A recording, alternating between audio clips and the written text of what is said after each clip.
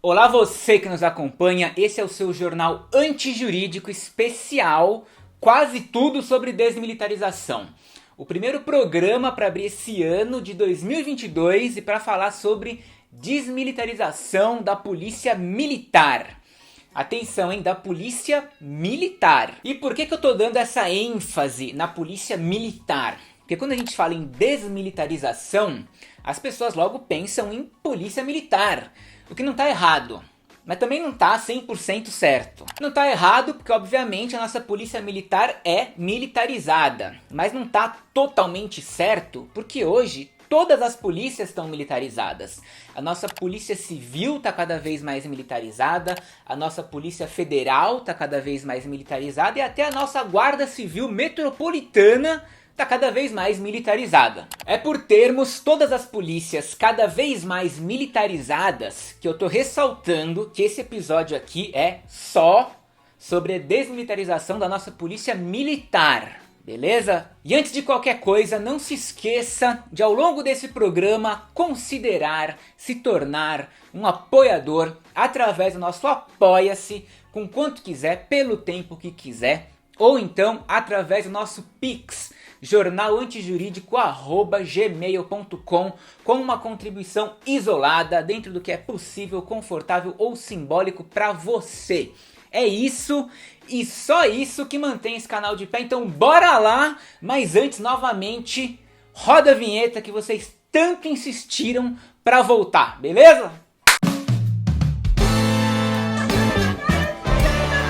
Entendeu? Ela simplesmente não existe. 6 pezinhos de maconha maduros. Esse país é verde e amarelo! Bom, você que já conhece o Jornal Antijurídico sabe que uma das principais bandeiras por aqui é a do abolicionismo penal, certo? Que envolve, dentre outras várias coisas, o fim da polícia. Agora, desmilitarizar a polícia não significa acabar com a polícia, não significa menos polícia, não significa uma polícia sem armas, não significa nada disso. Portanto, ladies and gentlemen, essa não é uma pauta central do abolicionismo, porque a desmilitarização ela é só uma reforma na polícia. Tudo bem que é uma super, mega, hiper reforma, ainda mais em um cenário como o do Brasil, onde existe uma polícia especificamente militar, para além de militarizada, e que atua no policiamento ostensivo lidando com civis. Só que ainda assim, desmilitarizar a polícia é uma reforma. O que significa que a missão histórica da polícia e os objetivos centrais da instituição seguem os mesmos. E que, portanto, os resultados serão os mesmos. É claro que muita coisa mudaria para melhor. Tipo, índices de letalidade policial certamente poderiam diminuir se a polícia não fosse militar. Isso é bom, é ótimo e beleza. Não somos contra reduzir índices de letalidade policial. Mas, porém, no entanto, todavia, não se esqueça que isso é uma reforma, não é abolição. Porque não reduz a atuação da polícia, não reduz o tamanho da polícia, o seu orçamento, a sua tecnologia ou a construção de uma noção social de que polícia é igual a segurança pública. Dito tudo isso, vamos falar um pouco de história, que como já diz a sabedoria milenar, se você quer compreender uma questão, escreva a sua história. E o lance é o seguinte: a nossa polícia militar, ela sempre foi militar, tá? Tem muita gente que dá uma brisada errada aí e acha que a polícia militar é fruto da ditadura militar. Então, para acabar de vez com essa confusão, eu vou resumir agora 500 anos de história da polícia no Brasil em 30 segundos ou menos. A polícia, enquanto instituição, ela teve início antes mesmo da independência formal do Brasil. Ela chega aqui junto com a transferência da família real portuguesa que estava fugindo do Napoleão Bonaparte. Lembram disso? Daí, em 1808, no mesmo ano em que a família real portuguesa chegou aqui, é instituída a Intendência Geral de Polícia da Corte e do Estado do Brasil, que seguiu o modelo de polícia lá de Portugal e que tinha como objetivos centrais aqui no Brasil, além de supostamente investigar crimes e prender criminosos, a verdade é que era usada para combater ações subversivas, prender espiões e essencialmente proteger a família real. No ano seguinte, 1809, é criada a Guarda Real de Polícia, uma força policial militar de tempo integral que tinha como objetivo manter a tranquilidade pública. E como? Espalhando homens em diversos locais da cidade, sobretudo no centro ou próximos ao centro. E aqui a gente está falando especialmente do Rio de Janeiro, que era a capital. No mesmo ano da sua criação, essa Guarda Real de Polícia já ficou famosa por se tornar o terror dos escravos, protagonizando diversos espancamentos, prisões ilegais e assaltos a quilombos e acampamentos de escravos fugitivos. Isso, à época, significava manter a tranquilidade pública. Você tá vendo aí que as raízes da polícia no Brasil têm fortes laços com a ideologia e a organização militar, tendo na realidade não uma polícia, mas um exército permanente cujo inimigo era a própria sociedade, em especial grupos subversivos, escravos fugitivos, pessoas que se recusavam a trabalhar e os pequenos criminosos. Corta a cena, em 1830, uma nova lei determina a substituição dos soldados por guardas municipais, antecipando o que seria a Guarda Nacional. Você vê que a farda era a mesma, né? Tava na moda. A Guarda Nacional vai surgir um ano depois com a missão de manter a segurança pública, prender os criminosos e servir de força armada da classe de proprietários. Durante ali o período da regência de 1830 a 1840, que foi quando Dom Pedro I abdicou do trono em favor do seu filho Dom Pedro II, o princípio básico que norteava a segurança pública era de que as classes proprietárias deveriam fazer diretamente o seu próprio policiamento por meio da Guarda Nacional. Em 1866, a Guarda Nacional se torna o Corpo Militar de Polícia da Corte. Em 1920, recebe a nomeação oficial de Polícia Militar. Nessa recém-criada Polícia Militar, os policiais não pertenciam às tropas do exército. Mas mesmo assim, como é até hoje, nunca existiu na polícia militar policiais, mas sim soldados, cabos, sargentos, tenentes, capitães e coronéis trabalhando em uma instituição cuja organização interna e regime disciplinar sempre foram plenamente militarizados. Tudo isso que eu acabei de falar foi para te mostrar que a lógica militarizada que orienta a segurança pública no Brasil, ela é super anterior à ditadura militar. O que aconteceu durante a ditadura é que tudo que era ruim ficou ainda pior. Todo mundo sabe que a ditadura rolou na base de violações de direitos humanos, da institucionalização da tortura, do desaparecimento forçado, dos assassinatos, do afastamento das corporações militares de qualquer controle democrático e por aí vai. Mas, porém, no entanto, todavia, a ditadura não foi o nascedouro da violência policial. Ela foi definitivamente um período que intensificou ainda mais todas essas práticas que já eram cometidas e contribuiu enormemente para a cultura da impunidade e para a perpetuação de tudo que é abuso e violência policial que você possa imaginar. Daí vai vendo, a gente saiu da ditadura, passamos pelo processo de redemocratização, aquela festa toda, tudo lindo, maravilhoso, mas deixamos de lado, intacto, o paradigma de policiamento da ditadura militar. E mais, ficou estabelecido que as forças militares da polícia não seriam apenas forças reservas do exército, mas também forças auxiliares do exército. Só aí você vê que quando fica decidido que a polícia militar será uma força auxiliar e reserva do exército, é porque existe uma baita confusão legislativa quando o assunto é defesa nacional e segurança interna do país. Uma coisa é uma coisa e o quê? Outra coisa é outra coisa. Então veja, por ser uma força auxiliar do exército, a polícia militar precisa obviamente imitar o exército e se constituir de uma forma que seja compatível com o exército, certo?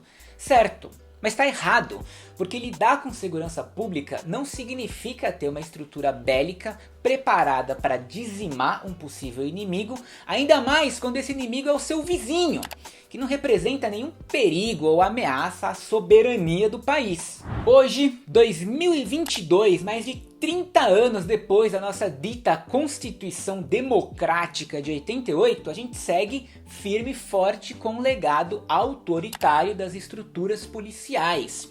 Isso porque, como você já bem aprendeu ou não nas aulas de história do colégio, a transição democrática do regime militar não reformou as instituições policiais. Isso significa que da ditadura até hoje houve simplesmente uma continuidade nos valores, nos treinamentos, na formação, na cultura e na forma de entender o que é segurança pública e o que é polícia.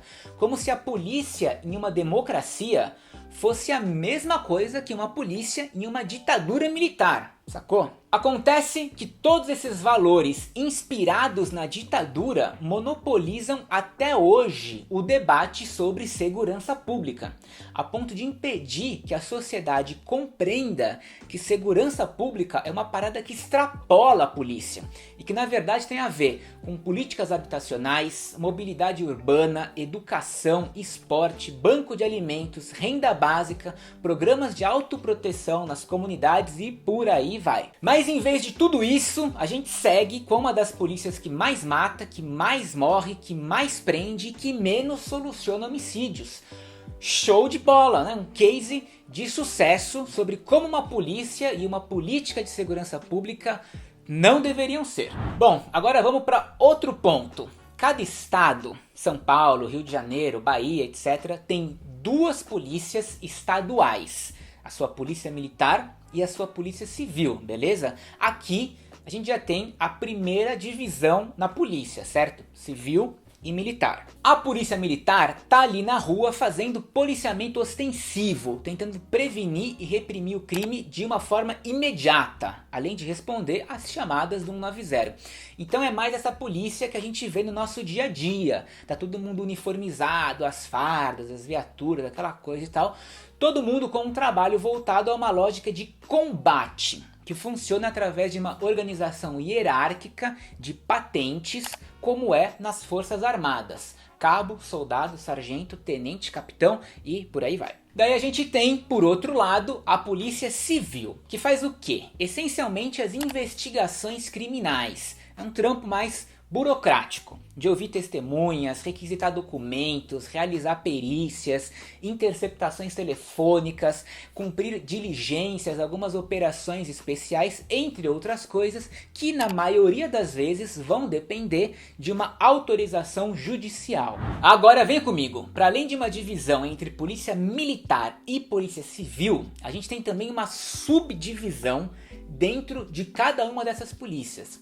Na polícia militar a gente tem os praças e os oficiais. Os praças são as patentes mais baixas da hierarquia militar. Cabos, soldados e sargentos, geralmente com um nível médio de instrução. Já o outro grupo é composto pelos oficiais, integrados pelas patentes de capitão, tenente e coronel. Eles ingressam na carreira de uma outra forma, não é através de um concurso para ser um praça, mas através do curso de formação de oficiais, que equivale a uma graduação de nível superior. Sacou até aqui? De cara, só uma consequência básica dessa divisão na polícia militar é que os militares das patentes mais baixas, ainda que o cara tenha muita expertise profissional, 1000 anos na rua, trocentas operações, medalhas, estrelas, entrevistas no Datena, prendeu 450 pessoas em uma só vez, o cara é o Rambo. Enfim, ele nunca vai ascender aos postos mais elevados da polícia militar. Ele nunca vai deixar de ser um praça para se tornar um oficial. Enquanto na polícia militar a gente tem essa subdivisão entre praças e oficiais, na polícia civil a gente tem uma divisão entre investigadores e escrivães, cujo nível de formação é o ensino médio, e os delegados, que precisam ter o bacharelado em direito. Então, assim como ocorre na polícia militar, mesmo que um investigador se torne altamente qualificado, o cara é o Sherlock Holmes versão Herbert Richards, não tem crime que ele não solucione, mesmo assim ele nunca vai subir para a posição de delegado. Dito tudo isso, você entendeu que a divisão entre polícia militar e polícia civil, mais a subdivisão entre praças e oficiais e delegados e agentes, faz com que tenhamos, na realidade, 4 polícias, com cursos de formação diferentes, carreiras diferentes, culturas diferentes e atuações diferentes. Em suma, são 4 universos diferentes que não vivem uma experiência de coesão.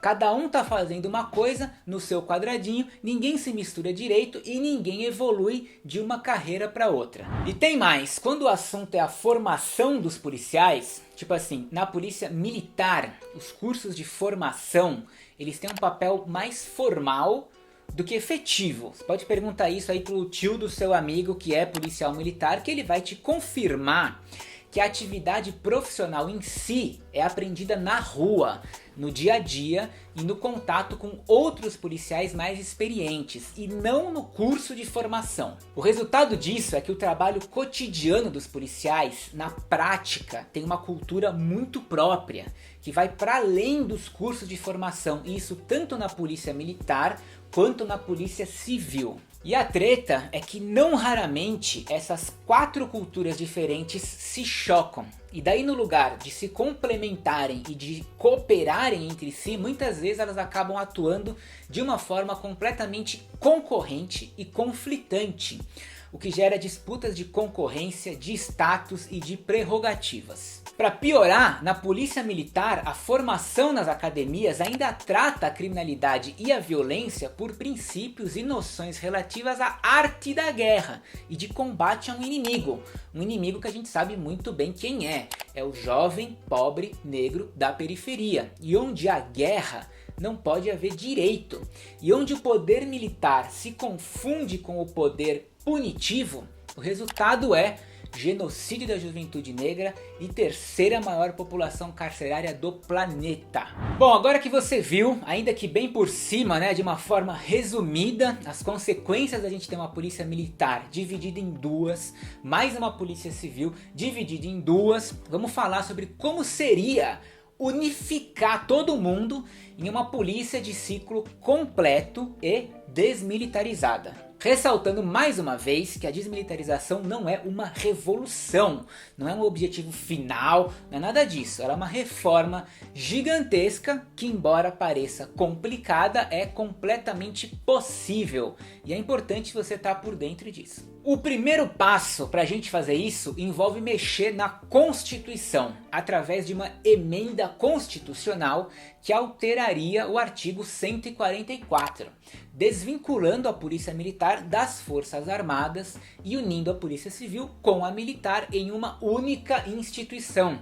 Porque hoje, pela Constituição, a polícia militar é uma força auxiliar e reserva do exército. Feito isso, todo o policiamento ostensivo nas ruas e as funções de polícia judiciária, que faz as investigações e tal, seriam exercidas pela mesma organização com uma formação civil, porque agora estaria desvinculado das forças armadas, certo? Hoje se discute muito como seria um modelo ideal de polícia de ciclo completo, ou seja, se a gente unisse a polícia militar com a civil em uma só instituição, essa polícia agora unificada seria responsável tanto pelo policiamento ostensivo quanto pelas investigações de crimes. Isso é o ciclo completo. Embora não exista um modelo ideal de polícia de ciclo completo, até porque não existe modelo ideal de polícia, até porque polícia não deveria existir, dá pra gente falar sobre 3 modelos de polícia de ciclo completo. Porém, no entanto, todavia, é só nesse primeiro modelo que eu vou falar que ocorre a desmilitarização da polícia militar, certo? O primeiro modelo de polícia de ciclo completo seria unificar as polícias civil e militar de cada estado do país. Então a gente criaria uma polícia única estadual, incumbida tanto de funções de policiamento ostensivo, quanto funções de polícia judiciária, sob o comando de um único chefe dessa instituição, vamos dizer assim. Portanto, está todo mundo subordinado hierarquicamente a uma mesma autoridade. Então, em vez de São Paulo ter a sua polícia civil e a sua polícia militar, e o Rio de Janeiro a sua polícia civil e a sua polícia militar, e por aí vai, São Paulo teria simplesmente a polícia de São Paulo, a polícia da Bahia, a polícia de Sergipe. Cada estado com a sua polícia estadual unificada de ciclo completo. Os outros dois modelos de polícia de ciclo completo, agora que não envolvem a desmilitarização, são os seguintes. Um se daria através do estabelecimento de polícias militares e polícias civis de ciclo completo, as duas de ciclo completo. Isso significaria que na prática, ambas as polícias teriam as funções de polícia ostensiva e de polícia judiciária. Ou seja, as duas polícias teriam uma seção fardada, responsável pelo patrulhamento, e uma seção investigativa.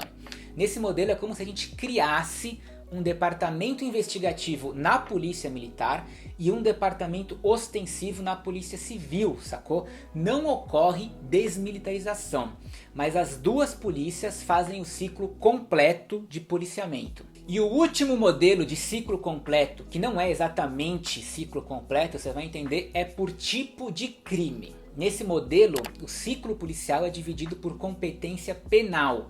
Então cada polícia fica responsável por parte dos crimes e contravenções do Código Penal. Nesse modelo não existe o ciclo completo da polícia civil. Por isso que eu falei que não é um modelo exatamente de ciclo completo. Porque ocorre o ciclo completo apenas na polícia militar, que conduziria os termos circunstanciados e os inquéritos de crimes de menor gravidade, ao passo que a polícia civil se concentraria exclusivamente na investigação de crimes mais graves e de maior repercussão pública. De todos esses modelos que eu citei, o melhor é o primeiro de todos, porque além de unificar e transformar o policiamento em ciclo completo, ele também envolve a desmilitarização.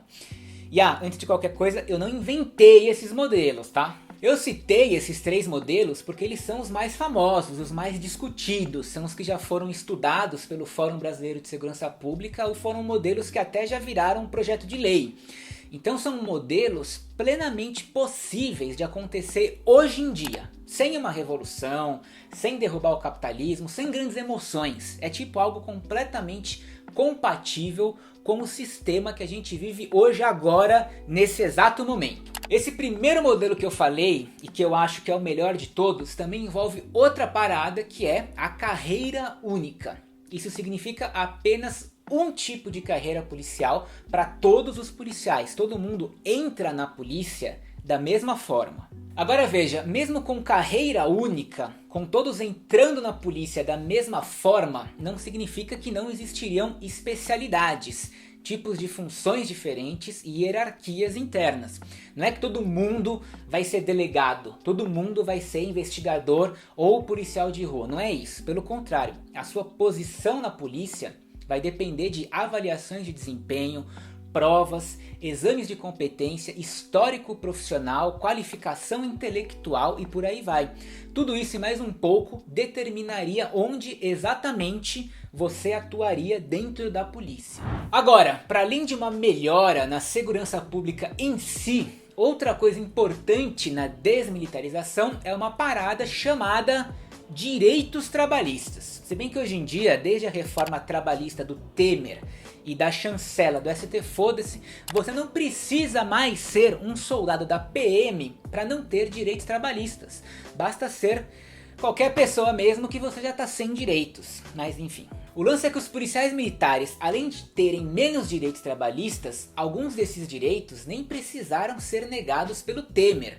Eles são negados pela Constituição Federal mesmo, como o direito de greve, o direito de sindicalização e qualquer tipo de reivindicação salarial e de condições de trabalho. Se não bastasse, eles também não têm direito à livre manifestação do pensamento e não podem ter filiação partidária, com penas que podem chegar da expulsão da corporação até mesmo a prisão. Para ilustrar a gravidade e a precariedade das condições de trabalho de um policial militar, em 2015 o Ministério Público lá do estado do Rio de Janeiro apresentou uma ação contra o governo, com mais de 900 denúncias anônimas de policiais militares que atuavam nas UPPs e que procuraram a ouvidoria do Ministério Público. Daí, entre os principais problemas constatados ali pelas investigações do Ministério Público, estava o excesso de carga horária de trabalho, pouca verba mensal para alimentação, auxílio transporte de valor irrisório e armamentos e equipamentos de proteção com prazos de validade vencidos. Além disso, centenas de policiais relataram que faziam suas necessidades fisiológicas no meio do mato, pediam água para os bares da região, compravam uniformes e camas para o batalhão com seus próprios salários e não se sentiam preparados para usar os próprios fuzis que carregavam cotidianamente. Quando o assunto são os direitos trabalhistas, o fato é que os policiais militares ali da base, aqueles que constituem justamente a massa policial, são super explorados, com salários indignos e sujeitos a um regime disciplinar tão rigoroso que em vários aspectos é apenas inconstitucional. Na verdade verdadeira é o fato de serem militares que serve como instrumento de superexploração da sua força de trabalho. Frisando que essa parte aí dos direitos trabalhistas eu estou dizendo dentro desse contexto da desmilitarização, dentro da nossa sociedade capitalista, dentro dos moldes atuais, etc e tal. Isso porque quem acompanha o jornal Antijurídico sabe que eu tenho até as minhas críticas sobre se a polícia tem ou não lugar no movimento trabalhista. Porque se tem uma instituição que se esforça para ser excluída desse movimento é a polícia, que se caracteriza na real como uma instituição antitrabalho, inimiga do movimento trabalhista e que historicamente operou em nome das elites brancas para garantir que os trabalhadores permaneçam divididos por raça. Além de ser, é claro, uma organização que tolera a exclusão, tolera o assédio, tolera o racismo e tolera a repressão e o assassinato de trabalhadores. E agora, por fim, mas não menos importante, eu vou trazer para vocês a última pesquisa de 2020 do Fórum Brasileiro de Segurança Pública de escuta dos profissionais de segurança pública. É uma pesquisa onde policiais militares, civis e federais respondem a um baita questionário sobre o trabalho deles. E é tipo a melhor pesquisa que a gente tem hoje para entender o que eles pensam e qual que é a opinião deles sobre várias pautas. Quando o assunto é carreira única, aquilo que eu falei, uma só porta de entrada para a polícia, 81% dos policiais são a favor.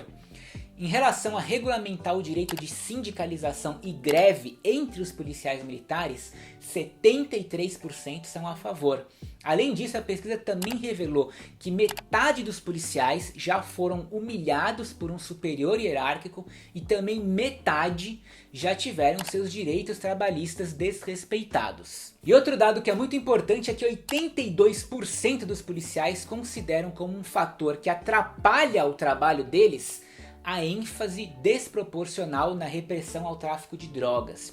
E 71% consideram como um fator que atrapalha o trabalho deles a priorização das prisões em vez de ações preventivas. Ainda sobre a pesquisa, você viu que a maioria dos policiais que participaram são a favor de uma polícia unificada de ciclo completo, certo? Agora, sobre a desmilitarização, 46% são a favor. Em 2014, que foi a primeira e única vez que essa pesquisa foi feita, o percentual era de 56%. Ou seja, houve uma redução entre os profissionais de segurança pública no apoio à desmilitarização. Mas pensa também que 46% é perto da metade. Perto da metade em um momento de governo Bolsonaro, onde a ideologia da militarização da segurança pública está mais em alta do que nunca. Então veja, unificar a polícia é o que a maioria quer, tá sussa quanto a isso. O que ainda está dividido é a questão da desmilitarização, ou seja, lembra dos 3 modelos de polícia de ciclo completo que eu falei? A maioria hoje apoia os modelos 2 e 3, que são os que mantêm a militarização, e 46%, quase a metade, apoia a unificação e a desmilitarização, o primeiro modelo, que é o que eu acho melhor. Mas nem tudo está perdido. Isso não significa que os policiais não possam mudar de ideia.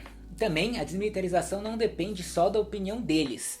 Até porque se as coisas dependessem da opinião deles, seria tudo bem diferente. Mas, porém, então, todavia, uma das coisas que ajudam a gente a explicar a falta de apoio em massa em relação à desmilitarização é que isso simplesmente não está na pauta, não é discutido, não há um interesse político, midiático em cima disso. Essas propostas sequer são amplamente conhecidas entre os próprios policiais.